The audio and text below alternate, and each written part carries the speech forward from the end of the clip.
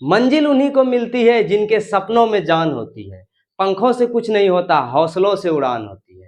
Hello मेरे प्यारे साथियों, कैसे हैं आप सभी? उम्मीद करता हूं स्वस्थ होंगे, मस्त होंगे और अपनी पढ़ाई कर रहे होंगे। जैसा कि हीरा क्लासेस आप लोगों को लगातार क्लासेस प्रोवाइड करवा रही है, सभी सब्जेक्ट के वीडियोज आप लोगों को लगातार मिल रही है।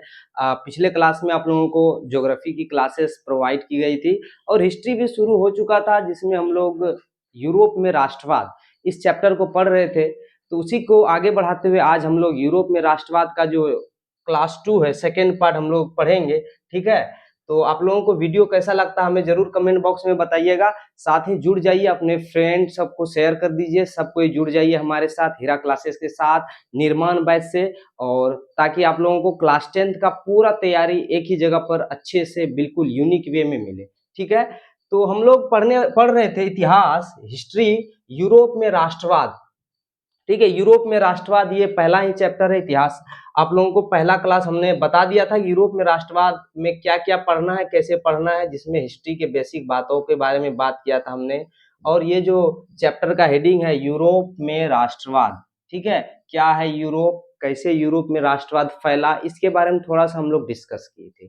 आज हम लोग चैप्टर में जाएंगे और उसके कुछ महत्वपूर्ण टॉपिक पर चर्चा करेंगे, डिटेल एनालिसिस करेंगे, सब कुछ समझेंगे। ठीक है, किस तरीके से एग्जाम में पूछा जाता है, सभी बातों को हम लोग अच्छे से समझेंगे, जानेंगे। ठीक है, तो चलिए फिर शुरू करते हैं आज के इस वीडियो को। क्या क्या पढ़ना है आप लोगों को पहले समझ लीजिएगा। ठीक है, आपके चैप्टर का नाम है क्या? यूरोप में राष्ट्रवाद। ठीक है, ये यूरोप क्या है? यूरोप एक महादेश है, हमने आप लोगों को बता दिया था। और राष्ट्रवाद क्या है पहले इसे समझेंगे, फिर इसके बाद चैप्टर में क्या क्या पढ़ना है इसे भी जानेंगे। ठीक है, यूरोप में राष्ट्रवाद, देखिए इस चैप्टर में बेसिकली आप लोगों को ये लुई 16वां एक शासक है, राजा है, इसके बारे में पढ़ेंगे। फिर उसके बाद फ्रांसीसी क्रांति को पढ़ेंगे हम लोग, फिर नेपोलियन बोनापार्ट को पढ़ेंगे, मेटरनिक को पढ़ेंगे, चार्ल्स दसम को पढ़ेंगे। ये सब टॉपिक है आपके चैप्टर का। ठीक है, ये हुआ। उसके बाद फिर लुई फिलिप, ये एक राजा है, ये आता है, इसके बारे में भी हम लोग पढ़ेंगे। उसके बाद फिर है इटली का एकीकरण, यूनिफिकेशन ऑफ इटली। ये काफी महत्वपूर्ण टॉपिक है, आपके एग्जाम में भी पूछा जाता है कि कैसे मैजिनी, काउंट काबूर और गैरिबाल्डी तीनों के योगदान से इटली का एकीकरण संभव हो पाया। ठीक है, उसके बाद हम लोग पढ़ेंगे जर्मनी का एकीकरण, यूनिफिकेशन ऑफ जर्मनी, कैसे जर्मनी का एकीकरण हुआ बिस्मार्क के योगदान से। ठीक है, इनके बारे में हम लोग जानेंगे। और इस चैप्टर का अंतिम पड़ाव होगा ये यूनान में राष्ट्रीयता का उदय। इस टॉपिक को पढ़ने के बाद हम लोग चैप्टर को करेंगे समाप्त। ठीक है, ये सारे टॉपिक है जो आपको पढ़ने आपके इस चैप्टर में, यूरोप में राष्ट्रवाद। इस चैप्टर में आप लोगों को ये सारे टॉपिक पढ़ने हैं। चैप्टर है क्या? यूरोप में राष्ट्रवाद का उदय, नेशनलिज्म इन यूरोप। ठीक है, तो फिर चलिए फिर हम लोग पहले टॉपिक को कवर करते हैं, जो आप लोगों का था क्या? लुई 16वां। ठीक है, इससे पहले हमने बताया आप लोगों को कि ये राष्ट्रवाद को जानना जरूरी होता है कि क्या है राष्ट्रवाद। ठीक है, राष्ट्रवाद क्या है इसे पहले समझ लीजिए, फिर उसके बाद हम लोग बेसिक चीज चैप्टर की ओर आगे बढ़ेंगे। बेसिक तो बता ही दिया हमने। राष्ट्रवाद क्या होता है ये समझिएगा। राष्ट्रवाद, राष्ट्रवाद, राष्ट्रवाद, राष्ट्रवाद को हम लोग इंग्लिश में बोलते हैं नेशनलिज्म। ये राष्ट्रवाद क्या है? ये दो शब्दों से मिलकर बना है, राष्ट्र और वाद। राष्ट्र यानी कंट्री, यानी कि देश। ठीक है, और वाद का तो प्रॉपरली कोई अर्थ नहीं होता है, ये वाद अलग से लगा हुआ है, लेकिन राष्ट्रवाद का अर्थ समझिएगा। राष्ट्र और वाद यानी कि राष्ट्र मतलब देश, और वाद जब जुड़ जाता है इसके साथ तो वाद मतलब हो जाता है लगाव या प्रेम की भावना, यानी कि अपने देश के साथ प्रेम या लगाव की भावना, यही बनता है राष्ट्रवाद। ठीक है, देश से प्रेम या लगाव की भावना, प्रेम, देश से प्रेम या लगाव, देश से प्रेम या लगाव की भावना, भावना। ठीक है, यही होता है आप लोगों को राष्ट्रवाद। ठीक है, और एक टर्म होता है, ये तो था राष्ट्रवाद, देश से लगाव या प्रेम की भावना। ठीक है, और एक टर्म होता है क्या? राष्ट्रवादी। राष्ट्रवाद से ही बनता है क्या? राष्ट्रवादी, राष्ट्रवादी, राष्ट्रवादी। ये राष्ट्रवादी क्या होता है ये भी समझ लीजिएगा। ये जो राष्ट्रवाद है, अपने देश से लगाव या प्रेम की भावना, ये भावना जिस व्यक्ति में आया, ठीक है, ये भावना जिस व्यक्ति में आया उसे हम लोग बोलेंगे राष्ट्रवादी व्यक्ति। उस व्यक्ति को क्या बोलेंगे हम लोग? राष्ट्रवादी व्यक्ति। राष्ट्रवाद और राष्ट्रवादी में समझ रहे हैं अंतर। राष्ट्रवाद क्या है? एक भावना है, ठीक है, अपने देश के प्रति लगाव या प्रेम की भावना, ये क्या कहलाता है? राष्ट्रवाद। लेकिन ये भावना जब किसी व्यक्ति में आता है तो उसी बोलते हैं हम लोग राष्ट्रवादी। इसी तरीके से जैसे गांधीवाद सुने होंगे, गांधी कोई व्यक्ति का नाम है, उनके विचार या भावनाओं को, उनके विचार को जो फॉलो करता है उसे बोलते हैं गांधीवादी। उसी तरीके से राष्ट्रवाद, राष्ट्रवादी। ठीक है, उम्मीद है कि आप लोग समझ गए होंगे क्या होता है राष्ट्रवाद। ठीक है, अब समझिएगा ये राष्ट्रवाद का, आपको एग्जाम में भी पूछा जाता है राष्ट्रवाद के बारे में, थोड़ा सा मतलब लघुत्तरीय प्रश्न में पूछ देता है 2 या 3 नंबर का कि ये राष्ट्रवाद क्या है। समझिएगा, हमने जो बताया वही है कि राष्ट्रवाद क्या है। राष्ट्रवाद एक ऐसी सामाजिक परिकल्पना है जिसमें किसी भी क्षेत्र में अहम योगदान होता है। क्या है? एक सामाजिक परिकल्पना है, एक भावना है, फीलिंग है, ठीक है, अर्थात किसी भी देश का विकास करना ही राष्ट्रवाद कहलाता है। देश का विकास करना मतलब क्या? अपने देश के बारे में सोचना, लगाव रखना, यही तो राष्ट्रवाद है। राष्ट्रवाद का विकास 19वीं शताब्दी में यूरोप में हुआ था। इस चैप्टर का आपको इसी के बारे में पढ़ना है कि राष्ट्रवाद का विकास 19वीं शताब्दी में यूरोप में हुआ था, कैसे हुआ था। उम्मीद है कि समझ गए आप लोग। राष्ट्रवाद एक ऐसी सामाजिक परिकल्पना है जिसमें किसी भी क्षेत्र में अहम योगदान होता है, अर्थात किसी भी देश का विकास करना है क्या कहलाता है? राष्ट्रवाद कहलाता है। अपने देश से जुड़ाव या लगाव या प्रेम की भावना, है कि नहीं। जैसे भारत में जैसे पाकिस्तान कभी अटैक कर देता है, आक्रमण कर देता है, तो आपके अंदर जोश और जुनून हो जाता है कि जल्दी आक्रमण करे पाकिस्तान पर, तो उससे बदला लिया जाए। तो ये क्या है? ये जो भावना आपने आया, इसी को बोलते हैं हम लोग राष्ट्रवाद। ठीक है, उसके बाद देखिए, जो अपने देश के प्रति सोच और लगाव की भावना का विकास करता है उसे राष्ट्रवाद कहते हैं। ठीक है, हमने बता दिया राष्ट्रवाद। और क्या बताता? जिस व्यक्ति में, ये ध्यान रखिएगा, जिस व्यक्ति में, जिस पर्सन में ये भावना पनपती है, ठीक है, जिस व्यक्ति में, जिस पर्सन में ये भावना पनपती है उसी को बोलते हैं हम लोग राष्ट्रवादी। ठीक है, उम्मीद है कि समझ गए होंगे ये राष्ट्रवाद क्या है राष्ट्रवादी। इसे पूछा जाता है तो ध्यान रखिएगा, राष्ट्रवाद क्या है, राष्ट्रवादी क्या है, इसे याद कर लीजिएगा। ठीक है, अब हम लोग चलते हैं चैप्टर में, मूल बातों को समझते हैं। ये जो पहला टॉपिक था आपको लुई 16वां का, है ना, लुई 16वां, अब इसको जानते हैं, है ना। राष्ट्रवाद तो आप लोग समझ गए होंगे क्या है राष्ट्रवाद, क्या है राष्ट्रवादी। अब हम लोग समझते हैं लुई 16वां को। ठीक है, लुई 16वां के बारे में। ठीक है, समझिएगा लुई 16वां को। कौन था ये लुई 16वां? यूरोप में राष्ट्रवाद जो चैप्टर है इसका नींव यहीं से स्टार्ट होता है, लुई 16वां से। लुई 16वां, ये जो लुई 16वां है, लुई 16वां, लुई 16वां, ठीक है।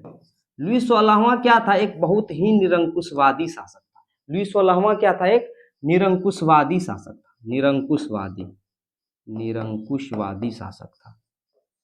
निरंकुशवादी शासक। निरंकुशवादी शासक मतलब समझते हैं आप लोग? समझिएगा, निरंकुशवादी मतलब हुआ, नी मतलब नहीं, अंकुश, यानी कि जिस पर किसी का अंकुश नहीं है। निरंकुशवादी यही हुआ, जिस पर किसी का अंकुश नहीं है, प्रजा कुछ कहे और अपने कुछ कर रहा है, कोई रोक टोक नहीं, यही होता है निरंकुशवादी। वही उसी तरीके का शासक कौन था? लुई 16वां था। ठीक है, और ये लुई 16वां किस राजवंश का शासक था? बुर्बो राजवंश का। ठीक है, फ्रांस में उस वक्त चल रहा था बुर्बो राजवंश। ठीक है, 1789 के टाइम पे, ठीक है, बुर्बो राजवंश, इसी का शासन चल रहा था। ठीक है, इसी राजवंश का शासन चल रहा था, तो उसी में से लुई 16वां का शासन चल रहा था उस दौरान, और ये बहुत ही निरंकुशवादी शासक था। ठीक है, एक और चीज समझिएगा, ये तो लुई 16वां के बारे में हुआ। इससे पहले क्या था कि यहाँ पे फ्रांस में क्या हुआ, फ्रांस में उस टाइम में जो ये राजा का शासन चल रहा था, उससे पहले भी लोगों में राष्ट्रवाद की भावना आई थी। कब आई थी? समझिएगा, उससे पहले भी लोगों में राष्ट्रवाद की भावना आई थी। कब आई थी ये समझिएगा, पुनर्जागरण काल। लुई 16वां से पहले एक था जो हमने बताया नहीं आप लोगों को, पुनर्जागरण काल। ठीक है, पुनर्जागरण काल, पुनर्जागरण, ठीक है, काल, पुनर्जागरण काल, पुनर्जागरण काल, पुनर्जागरण काल। ठीक है, पुनर्जागरण काल क्या था समझिएगा, 14वीं शताब्दी से लेकर के 17वीं शताब्दी तक यूरोप में जो भी आंदोलन हुआ, सुधार हुआ, लोगों में कोई भावना आया कि मेरे देश में कैसे विकास होगा, ये सब चीज के बारे में जो भी आंदोलन हुआ, जो भी वहां पे विकास हुआ, ये पुनर्जागरण काल कहलाता है। ठीक है, पुनर्जागरण काल में ही यूरोप में लोगों में आया कि राष्ट्रवाद का भावना पनपा था। ठीक है, राष्ट्रवाद का भावना का बीजारोपण हुआ था। लेकिन वास्तविक रूप से वह राष्ट्रवाद का भावना जो दिखा, वो दिखा था 1789 की फ्रांसीसी क्रांति में। ठीक है, 1789 की फ्रांसीसी 1789 की फ्रांसीसी क्रांति में 1789 की फ्रांसीसी क्रांति फ्रांसीसी क्रांति में। ठीक है, 1789 की फ्रांसीसी क्रांति में लोगों में वास्तविक रूप से क्या दिखा? राष्ट्रवाद की भावना दिखा। तो ये 1789 की फ्रांसीसी क्रांति हुआ क्यों? इस सब के पीछे लुई 16वां का ही हाथ है। ठीक है, लुई 16वां के बारे में हम लोग अभी डिस्कस कर रहे थे। लुई 16वां जो है ना, ये बुर्बो राजवंश का था। किस राजवंश का था? बुर्बो राजवंश का था। और ये बहुत ही निरंकुशवादी शासक था। निरंकुशवादी को और कुछ बोल सकते हैं हम लोग, क्या बोल सकते हैं? भ्रष्टाचारी, है कि नहीं? भ्रष्टाचारी, भ्रष्टाचारी शासक, भ्रष्टाचारी बोल सकते हैं, या निरंकुशवादी बोल सकते हैं, अत्याचारी बोल सकते हैं। इस तरीके का शासक था। ठीक है, और लुई 16वां की पत्नी, लुई 16वां की जो पत्नी थी, ठीक है, लुई 16वां की जो पत्नी थी, इनकी पत्नी, ठीक है, इनकी पत्नी का नाम क्या था? ये भी समझिएगा आप लोग। लुई 16वां की जो पत्नी थी, लुई 16वां की पत्नी मेरी अंत्योनेत। ठीक है, लुई 16वां की पत्नी का नाम क्या था? मेरी अंत्योनेत। लुई 16वां की जो पत्नी थी वो क्या थी? कौन थी? मेरी अंत्योनेत। मेरी अंत्योनेत, अंत्योनेत। क्यों इसके पत्नी के बारे में हम लोग जान रहे हैं? समझिएगा। मेरी अंत्योनेत कौन थी? लुई 16वां की पत्नी थी। ये भी लुई 16वां के जैसा ही था। ये भी क्या थी? लुई 16वां की जो पत्नी थी मेरी अंत्योनेत, ये भी बहुत ही खर्चीली महिला थी, बहुत ही ज्यादा। जिस तरीके से ये भ्रष्टाचार में लीन रहता था, अपना सत्ता से कोई लेना देना नहीं है, उसी तरीके से इसकी पत्नी भी थी मेरी अंत्योनेत। ये भी भ्रष्टाचार में लीन थी। और सबसे खराब इसका आदत क्या था? ये एक छोटे छोटे पार्टियों में लाखों उड़ा देती थी। इस तरीके से राज का जो राजस्व है उस पर असर पड़ता था। ये काफी खर्चीली महिला थी, इस तरीके की थी ये। ठीक है, मेरी अंत्योनेत। ठीक है, समझ गए? अब समझिएगा, ये मेरी अंत्योनेत कहाँ की थी राजकुमारी? मेरी अंत्योनेत दरअसल ये थी ऑस्ट्रिया की राजकुमारी। ऑस्ट्रिया की राजकुमारी। मेरी अंत्योनेत का घर कहाँ था? ऑस्ट्रिया, ऑस्ट्रिया, ऑस्ट्रिया की राजकुमारी थी मेरी अंत्योनेत। ठीक है, ऑस्ट्रिया, मेरी अंत्योनेत ऑस्ट्रिया की राजकुमारी थी। ठीक है, ऑस्ट्रिया। ठीक है, मेरी अंत्योनेत कहाँ की राजकुमारी थी? ऑस्ट्रिया की राजकुमारी थी। और ऑस्ट्रिया का उस टाइम में चांसलर था कौन? मेटरनिक। ऑस्ट्रिया का उस टाइम में चांसलर कौन था? मेटरनिक था। ऑस्ट्रिया का चांसलर कौन था उस टाइम में? मेटरनिक। मेटरनिक की ही पुत्री थी कौन? मेरी अंत्योनेत। मेटरनिक की ही पुत्री कौन थी? मेरी अंत्योनेत। ठीक है, ये जो ऑस्ट्रिया है, ऑस्ट्रिया का चांसलर कौन था? चांसलर। उस वहां के राजा को चांसलर कहा जाता था, चांसलर। ठीक है, तो यहाँ का ऑस्ट्रिया का चांसलर कौन था? Metternich, Metternich, Metternich, Metternich. ठीक है, यही मेटरनिक की जो पुत्री थी ना, मेटरनिक की जो पुत्री थी यही थी। मेटरनिक की ही पुत्री कौन थी? मेरी अंत्योनेत। मेटरनिक की ही पुत्री थी कौन? मेरी अंत्योनेत। और इसी मेरी अंत्योनेत से किसका शादी हुआ था? लुई 16वां का। समझ रहे हैं? लुई 16वां का, यानी कि लुई 16वां क्या हो गया? मेटरनिक का दामाद हो गया। यानी कि लुई 16वां से कहीं ना कहीं मेटरनिक का भी कनेक्शन होगा। और मेटरनिक भी अच्छा व्यक्ति नहीं था, ये भी क्रूर था, हमेशा दूसरे का राज्य को हड़पना चाहता था। इस तरीके का व्यवहार था मेटरनिक का। तो मेटरनिक क्या करता था? कहीं ना कहीं जब मेटरनिक जब इसका ससुर है, इसका दामाद है लुई 16वां, तो कहीं ना कहीं ये भी तो इस पर प्रभाव डालेगा। किस पर? लुई 16वां पर। ये इसके मेटरनिक इसको सिखा पढ़ा देता था किस तरीके से आपको शासन करना है, सत्ता और भी कमजोर होने लगी। इस तरीके का स्थिति कौन पैदा कर दिया? मेटरनिक भी। और इसकी पत्नी कौन है? मेरी अंत्योनेत। ये भी इसको समझा रही थी, बता रही थी कि किस तरीके से शासन करना है। इस तरीके से फ्रांस में जो सत्ता है वो गलत आदमी के हाथ में चल गया। ऊपर से लेकर के नीचे तक सभी अधिकारी भ्रष्ट। पूरी आहत है जनता, परेशान है कि क्या किया जाए, किस तरीके से हमारा फ्रांस बढ़ेगा। सभी जनता पूरी तरीके से परेशान है और राजा को कोई लेना देना नहीं। अभी राजा कौन है? लुई 16वां। फिर समझिएगा, लुई 16वां की जो पत्नी कौन है? मेरी अंत्योनेत। ठीक है, और ये ऑस्ट्रिया की राजकुमारी थी। और ये ऑस्ट्रिया की राजकुमारी जो थी मेरी अंत्योनेत, इसके जो पिताजी थे यानी कि मेरी अंत्योनेत, ये मेटरनिक था। ठीक है, और ये ऑस्ट्रिया का चांसलर था। इसी के हाथ में ऑस्ट्रिया था और ये भी क्रूर शासक था। इस तरीके से मेटरनिक, लुई 16वां और मेरी अंत्योनेत, ये लोग मिलके फ्रांस को पूरी तरीके से बुरा स्थिति में ले गया था। उसी के बाद इन्हीं सभी चीजों को देखते हुए फ्रांस में एक बड़ा क्रांति होता है। ठीक है, जनता पूरी तरीके से आहत हो गया, त्रासदी में है कि अब नहीं, अब बर्दाश्त से बाहर है।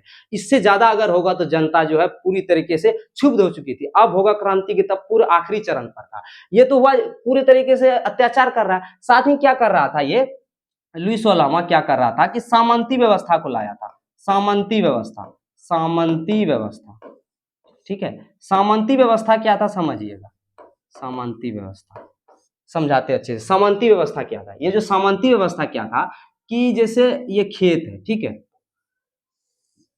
खेत है, खेत में जैसे किसान खेती कर रहा है, यहाँ पे मान चलिए यहाँ पे खेती किया, ठीक है, खेत है, किसान खेती किया, उसमें क्या है कि मान चलिए ये खेत में 5 क्विंटल अनाज आया, ठीक है, 5 क्विंटल अनाज, ठीक है, 5 क्विंटल अनाज उपजा, ठीक है, 5 क्विंटल अनाज उपजा, तो राजा क्या कर दिया था, एक आदमी फिट कर दिया था, उसको बोला जाता था सामंत। इसके मतलब इस एरिया को वो सामंत देखता था। जैसे 5 क्विंटल अनाज उठा तो वो सामंत कहता था 5 क्विंटल में से 2 क्विंटल राजा को दो। 2 क्विंटल किसको दो? राजा को दो, राजा का होगा, ठीक है, राजा का होगा। ये स्थिति था। 2 क्विंटल किसका होगा? राजा को होगा। आप भाई आपका खेत है, आप इतना मेहनत से खेती किए, 5 क्विंटल अनाज में से 2 क्विंटल राजे ले लिए, 3 क्विंटल आपके पास बचा। यही था सामंतवादी व्यवस्था, ठीक है। इस तरीके से मध्यम वर्ग, सब कोई, आम जनता, सभी कोई परेशान हो गया। ये तो हुआ, ठीक है, सामंतवादी व्यवस्था। इसके साथ साथ क्या कर दिया था? आयात निर्यात पर भी कर लगा दिया था। क्या कर दिया था? आयात निर्यात, यानी कि आयात निर्यात समझते हैं? आयात निर्यात, आयात निर्यात, ठीक है, निर्यात, आयात निर्यात, इस पर भी क्या लगा दिया था? टैक्स लगा दिया था, कर। यानी कि ये हुआ टैक्स, यानी कि आयात निर्यात पर कर लगा दिया, टैक्स लगा दिया। इसका मतलब ये हुआ कि अगर आप जैसे बिहार के किसान हैं, अगर आप बिहार में फसल उपजा रहे हैं तो आपका अधिकार है, राइट है कि आप अदर राज्य में भी अगर कहीं ज्यादा आपका फसल का कीमत है तो अदर स्टेट में भी इंपोर्ट कर सकते हैं, आप वहां पे बेच सकते हैं फसल को। लेकिन नहीं, लुई 16वां का कहना था कि आप कहीं भी फसल उपजाए, आप अपने क्षेत्र में ही इसको बेचिएगा, आपको बाहर नहीं भेज सकते इस फसल को। यानी कि इंपोर्ट एक्सपोर्ट पर टैक्स लगा दिया, तो बड़ा टैक्स, और रूल कर दिया था कि आप अदर स्टेट में जाके फसल बेच ही नहीं सकते। इस तरीके से और भी किसान मर रहा है, आम जनता परेशान है, मध्यम वर्ग परेशान है, किसान परेशान है। इस तरीके से आंदोलन बड़ा रूप लेने लगा। अब तो विस्फोट होने ही वाला है कि नहीं है? इस तरीके से क्या हो गया, लुई 16वां से काफी जनता आकर्षित हो गया, आकर्षित हो गया मतलब आक्रोशित हो गया, पूरा परेशान हो गया जनता। तब जाके आखिरकार इस लुई 16वां को क्या किया, सारा जनता मिल के, अब आखिरी स्टेज पे है कि अब जब कोई भी चीज आपका कुछ समय तक लिमिट रह सकता है, जब लिमिट लेस हो जाएगा तो फिर आपको कोई नहीं छोड़ने वाला है। तब जाके लुई 16वां को गिलोटिन पर लटका के काट दिया जाता है। इससे पहले एक चीज समझिएगा, लुई 16वां का तो अंतिम समय, ये सामंतवाद हमने जो बताया था यही, वैसी ये सामंतवाद क्या है इसके बारे में हमने अभी बताया ना, समझिएगा। वैसी शासन प्रणाली जिसमें सामंतों या जमींदारों या किसानों से ज्यादा अधिकार दिया जाता था, यही सामंतवादी व्यवस्था था ना, हमने जो बताया अभी आपको। किसानों से ज्यादा अधिकार दे दिया जाता था, ये यहाँ से वसूली करता था, वो किसानों के खेत है आपका, वहां से ज्यादा अधिकार किसके पास था? सामंत के पास था। इस तरीके का स्थिति कर दिया था सामंतवादी व्यवस्था लाके, ठीक है। और इसी को क्या कहा जाता है? सामंतवाद कहा जाता है। और बताया था मैंने मध्यम वर्ग, मध्यम वर्ग क्या है? समाज में रहने वाले वैसे लोग जो अपना जीवन निर्वाह छोटे छोटे व्यापार और नौकरियों के माध्यम से करते हैं, है कि नहीं? उसे क्या कहा जाता था? मध्यम वर्ग। मध्यम वर्ग भी परेशान, आम जनता भी परेशान, बड़ा विद्रोह हुआ। अब तब जाके हमने क्या बताया आप लोगों को, लुई 16वां का अब अंतिम स्टेज है, पूरा जनता आहत है, आक्रोशित है कि अब इसका खात्मा होना जरूरी है। तब जाके ये देखिएगा लुई 16वां को तब जाके क्या करता है, सारा जनता मिल के एक जगह उसके बाद खदेड़ता है। और इसके बाद क्या कर लेता है, लुई 16वां को पहले बंदी बना लेता है, ठीक है। लुई 16वां को जैसे ही बंदी बनाया, 1789 में बंदी बना लेता है, ठीक है। 4 साल तक रखता है इसको कैद, ठीक है, बंदी बना के 4 साल तक रखता है, ठीक है। 4 साल रखा जैसे ही, यानी कि 1793 में क्या करता है इसको, तब जाके गिलोटीन पे लटकाया जाता है। ये जो दिख रहा है आपको, ये गिलोटीन है, स्पेशल किस्म का है, गिलोटीन है ना, गिलोटीन। ये क्या है? गिलोटीन। ये इसको मृत्यु दंड देने में उस टाइम में यूज किया जाता था, ठीक है, गिलोटीन। ये स्थिति था। आखिर जैसा करोगे वैसा भरोगे, वही स्थिति हुआ। तब जाके पूरे जनता के सामने इसको गिलोटीन में, देखिए स्थिति ये है ना, देख रहे हैं, ये स्थिति क्या है, लुई 16वां है। ये कौन दिख रहा है आपको? लुई 16वां, लुई 16वां, 16वां।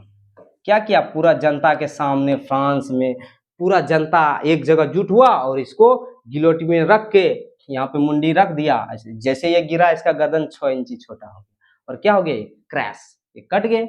ठीक है, इस तरीके से क्या हुआ, एक बड़ा क्रूर राजवंश का, बुर्बो राजवंश का एक क्रूर शासक लुई 16वां के सत्ता का समाप्ति होता है, ये स्थिति था। और इतना कुछ जो हुआ कैसे हुआ, वही फ्रांस की राज्य क्रांति, इतना कुछ होने में कैसे पॉसिबल हुआ, 1789 की क्रांति के कारण। तो ये 1789 की जो क्रांति है इसी के कारण हुआ, लुई 16वां के कारण हुआ। और ये क्रांति कैसे हुआ, क्यों हुआ, हमने अभी आप लोगों को बताया कि इसके में सबसे बड़ा हाथ क्या था, लुई 16वां का। अभी हम लोग लुई 16वां पे ही है, क्योंकि लुई 16वां पे सब कुछ है। लुई 16वां ही 1789 की जो फ्रांसीसी क्रांति है उसका, इसी के कारण ये क्रांति हुआ था। अब समझिएगा, अब जो आप लोगों को ये जो काफी इंपॉर्टेंट क्वेश्चन है पूछा जाता है आपके एग्जाम में कि 1789 की जो फ्रांसीसी क्रांति है वो, इसका मुख्य कारण क्या है। हमने तो अभी इतना देर से क्लास में यही तो डिस्कस किया था कि 1789 की फ्रांसीसी क्रांति हुआ क्यों। इसका सबसे बड़ा कारण है, सबसे मुख्य कारण क्या है, लुई 16वां का क्रूर सत्तावादी सोच, क्रूर शासक था, पूरा परेशान था जनता। यही फिर पढ़िएगा कि 1789 की जो फ्रांसीसी क्रांति है इसका मुख्य कारण क्या था, राजनीतिक, सामाजिक, आर्थिक एवं बौद्धिक कारणों को माना जाता है। ठीक है, बौद्धिक सभी कारण है, इसमें सबसे बड़ा कारण राजनीतिक, सामाजिक, आर्थिक और बौद्धिक कारणों को माना जाता है। सभी एंगल से लुई 16वां परेशान कर दिया था जनता को। फ्रांस की क्रांति के समय निरंकुशवादी शासक लुई 16वां था। उस टाइम में शासन कौन कर रहा था, लुई 16वां। इसके काल में भ्रष्टाचार का बोलबाला था। हमने तभी से बताया आप लोगों को, काफी भ्रष्ट शासक था, भ्रष्टाचार का बोलबाला था। सभी प्रदेश की आर्थिक स्थिति,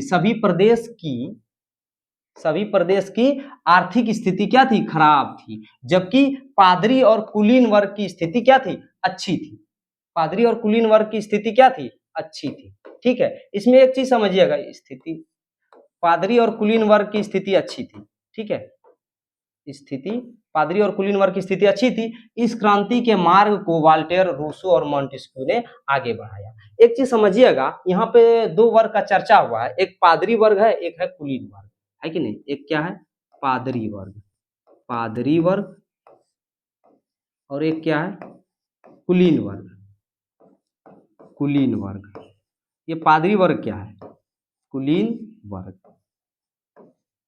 जैसे अपने भारत में क्या है कि विभिन्न धर्मों के लोग रहते हैं, इसमें ज्यादातर आबादी किसका है, हिंदू धर्म के ज्यादातर आबादी है। उसी तरीके से फ्रांस में क्या था, ज्यादातर जो है ना ईसाई धर्म का आबादी सबसे ज्यादा था। ईसाई धर्म, ईसाई धर्म समझते हैं, ईसाई धर्म को हम लोग बोलते हैं क्रिश्चियन, जिसको बोलते हैं वही है ईसाई धर्म। ठीक है, तो फ्रांस में ईसाई धर्म का ज्यादा बोलबाला था। ईसाई धर्म में जो पादरी वर्ग था, ये पादरी वर्ग जैसे हम लोगों का क्या हो गया, धर्मगुरु, जैसे पंडित जी होता है ना हिंदू में, वैसे ईसाई धर्म में होता है पादरी वर्ग। ठीक है, इन लोगों का स्थिति बहुत अच्छा था।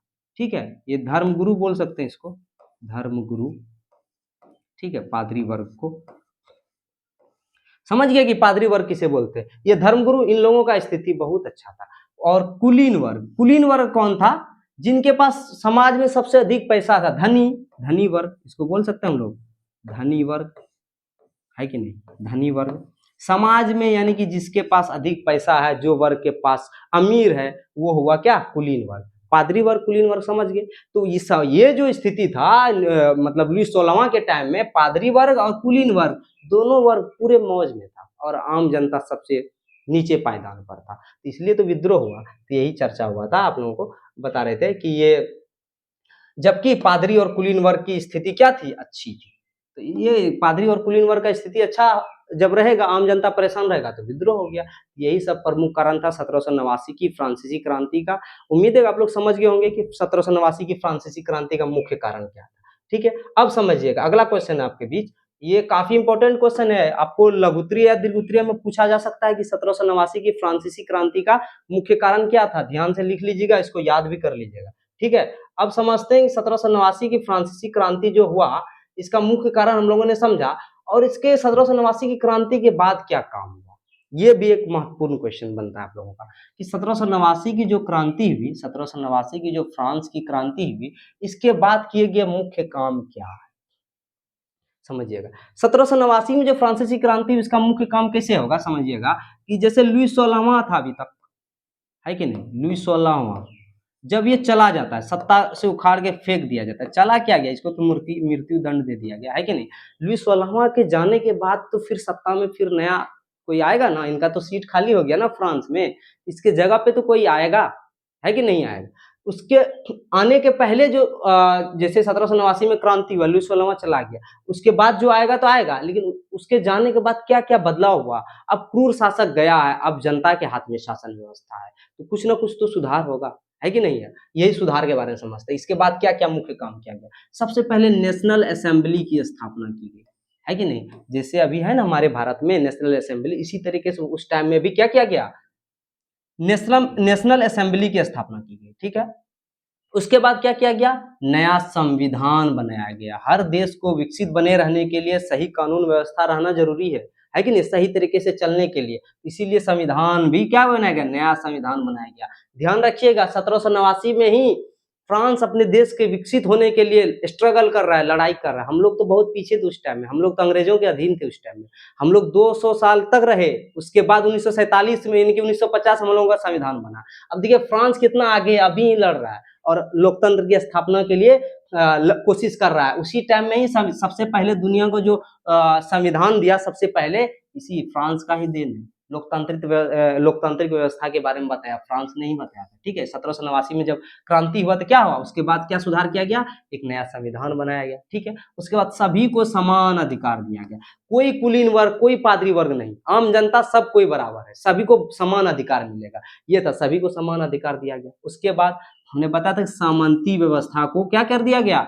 समाप्त कर दिया गया। अभी हमने बताया था ना कि सामंती व्यवस्था किस तरीके से फ्रांस में लागू था, कि खेती कोई और कर रहा है, उस पर अधिकार किसी और का है, अनाज कोई और उपजा रहा है, ले जा रहा है कोई और। तो ये जो सामंती व्यवस्था था बहुत ही खराब व्यवस्था था, इसको भी समाप्त किया गया फ्रांस में, ठीक है। उसके बाद आंतरिक आयात निर्यात, ठीक है, आंतरिक आयात निर्यात, ठीक है, को समाप्त कर दिया गया। निर्यात ये रो नहीं है ना, आंतरिक आयात निर्यात को भी समाप्त कर दिया गया, यानी कि ये इंटरनल जो अंदर मतलब अपने राज्य के अंदर ही जो आयात निर्यात हो रहा था उसको हटा दिया गया। अब कहीं से भी आयात कर सकते हैं, निर्यात कर सकते हैं, अपने सामान का, अपने फसल का किसान कहीं भी बेच सकता है, इस तरीके का व्यवस्था किया गया। और क्या, नाप तोल की जो समान पद्धति है उसको अपनाया गया, यानी कि क्या, फ्रांस में अलग अलग व्यवस्था था, कहीं नाप तोल का पद्धति अलग था, कहीं अलग था। यानी कि अगर पूरे फ्रांस में अगर कहीं एक राज्य में 1 किलोग्राम बराबर 1000 ग्राम होता है, 1 किलोग्राम बराबर 1000 ग्राम होता है, तो वो हर राज्य के लिए लागू होगा। फ्रांस के अंतर्गत जितने क्षेत्र है सभी के लिए लागू होगा, हर जगह हर एरिया में समान नाप तौल पद्धति रहेगा। 1 किलोग्राम बराबर 1000 ग्राम हर जगह होगा। क्यों, पहले क्या था कि कोई रूल रेगुलेशन था नहीं, राजा जो बोल देता था उसी के अनुसार चलता था, तो नाप तौल पद्धति में अंतर तो होगा ही होगा। तो इस तरीके से सभी जगह एक नाप तौल पद्धति का शुभारंभ किया गया। और क्या किया गया, फ्रेंच को जो है, फ्रेंच को राष्ट्रभाषा, फ्रेंच को क्या किया गया, राष्ट्रभाषा का दर्जा दिया गया, है कि नहीं, राष्ट्रभाषा का दर्जा दिया गया फ्रेंच को, एक राष्ट्रभाषा भी बना कि इसी से जो है सारा काम काज होगा, ऑफिशियल वर्क्स होगा और देश में ये भाषा को मतलब आगे बढ़ाया जाएगा, ठीक है। फ्रेंच को राष्ट्रभाषा का दर्जा दिया गया और फ्रांस का एक अपना क्या बनाया गया, अलग राष्ट्रगान बनाया गया। जैसे भारत का अपना राष्ट्रगान है ना, जन गण मन अधिनायक, उसी तरीके से फ्रांस का भी एक अलग क्या बनाया गया, राष्ट्रगान बनाया गया। अब फ्रांस लग रहा है कि विकसित हो रहा है, ग्रो हो रहा है कि नहीं। अब लग रहा है ना कि कोई क्रूर शासक के जाने के बाद किस तरीके से स्टेबल हो रहा है, क्या क्या नया चीजें बन रही है। उसके बाद क्या हो गया, फ्रांस का अपना एक अलग राष्ट्रगान बनाया गया। ये तो दो बार लिखा है ना, ये राष्ट्रगान लिखा गया। उसके बाद अलग झंडा भी बनाया गया, है ना, अलग से जो है ना फ्लैग, झंडा अलग से फ्रांस का अपना झंडा भी बना गया, ठीक है। अलग से फ्रांस का अपना क्या बनाया गया, एक अलग झंडा भी बनाया गया, राष्ट्रगान भी बनाया गया, संविधान बना, सब कुछ बदल गया इस तरीके से, ठीक है। यहां तक क्या था, लुई 16वां के जाने के बाद जस्ट ये बदलाव हुआ। अब एक चीज सोचने वाला बात है कि फ्रांस जैसे कि राजा का शासन समाप्त हो गया, अब इसके जाने के बाद अब तो सीट खाली हो गया राजा का, है कि नहीं, कुर्सी खाली हो गया, अब तो कोई नया आदमी आएगा।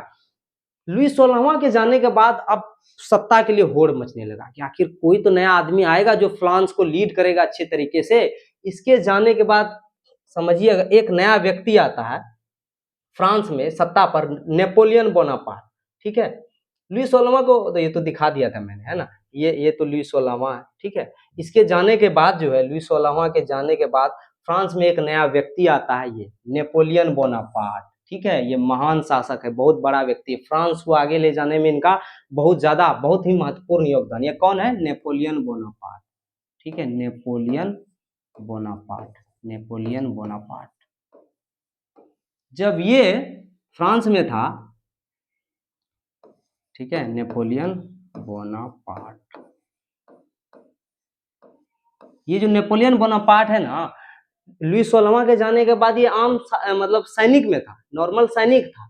ठीक है, लेकिन इसका ध्यान गया शासन की ओर कि अभी तो शासन व्यवस्था हम लोगों का जैसे ही राजा गया है, अब तो देख रहे हैं कि शासन पूरी तरीके से खाली है, राज्य व्यवस्था में बड़े बड़े पद खाली हो चुके हैं, राजा का पद खाली हो चुका है। इसका ध्यान गया कि आखिर हम भी तो फ्रांस के लिए कुछ कर सकते हैं, कुछ बेहतर कर सकते हैं, तब जाके ये सत्ता पे आता है। ये सैनिक था, इसको पता था किस तरीके से शासन व्यवस्था चलता है। उसके बाद क्या किया गया? ये सत्ता में आया, जनता के बीच लोकप्रिय हुआ, और शासन व्यवस्था में कौन आता है? ये नेपोलियन बोनापार्ट आता है।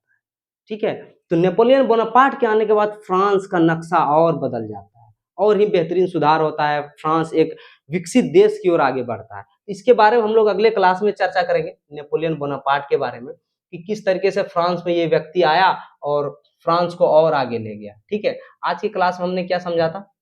2 टॉपिक हम लोगों ने कवर किया। एक लुई 16वां, किस तरीके से फ्रांस में इनका कुव्यवस्था को समाप्त करके एक अच्छे और सुव्यवस्था को लाया गया फ्रांस में, और एक थोड़ा-सा जाने हम लोग फ्रांसीसी क्रांति के बारे में कि फ्रांसीसी क्रांति क्यों हुआ और इसका प्रमुख कारण क्या था। और हमने बताया इसके बाद जब लुई 16वां के जाने के बाद ये व्यक्ति आता है, नेपोलियन बोनापार्ट, और फ्रांस बिल्कुल अब आगे जाएगा, बहुत आगे जाएगा और एक अच्छे मजबूत राष्ट्र की ओर आगे बढ़ेगा। फिर उसके बाद नेपोलियन बोनापार्ट को हम लोग अगले क्लास में जानेंगे। मेटरनिख तो हमने डिस्कस कर दिया, कौन था मेटरनिख, इसके बारे में और भी डिस्कस करेंगे। ठीक है, चार्ल्स दशम और ये सारे टॉपिक और भी सारा टॉपिक है जो हम लोग अगले क्लास में अच्छे से जानेंगे, डिस्कस करेंगे। लुई फिलिप इटली का कारण, जो भी सारा टॉपिक है, सब कुछ को अच्छे से जानेंगे। उम्मीद है कि आप लोगों को आज का क्लास बहुत अच्छा लगा होगा। यदि आप लोगों को अच्छा लगा, हमारा मेहनत आप लोगों को पसंद आया, तो हमारे वीडियो को लाइक कीजिए, कमेंट कीजिए। आज के लिए इतना ही, धन्यवाद।